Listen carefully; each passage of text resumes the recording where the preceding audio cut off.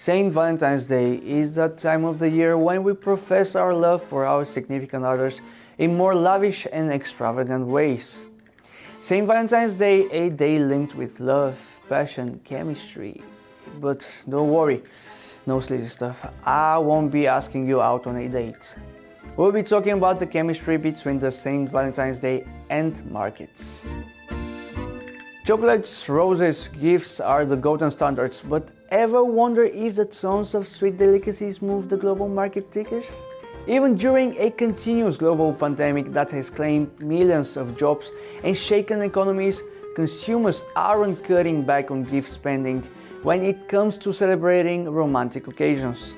You don't have to be a long-time trader to know the impact that Valentine's Day has on the economy, and here are the numbers to prove it. In 2019 alone, people spent more than $20.7 billion.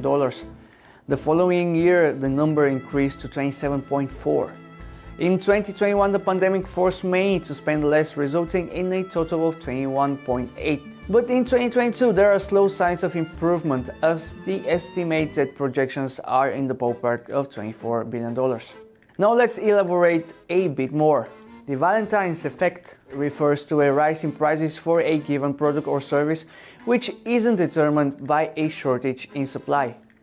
The effect was first noticed amongst those buying Valentine's flowers for their better halves, happily paying between 3 and 5 times more for red roses than at any other time of the year.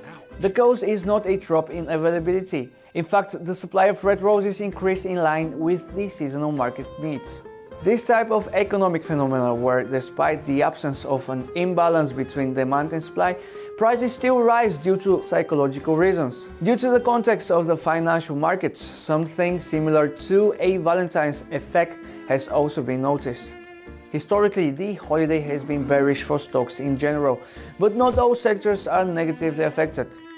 51% of the time the Dow Jones has closed Valentine's Day bullish, but ended the month in negative territory. However, the S&P 500 closed in green only on 40% on Valentine's Day since 1928.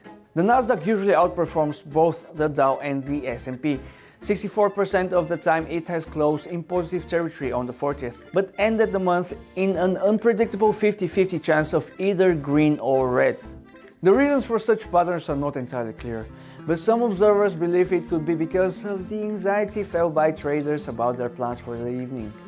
So bear that in mind if you're thinking about trading on St. Valentine's Day. Thank you for watching, and remember, the only one who has a date on Valentine's Day is the calendar. Until the next time.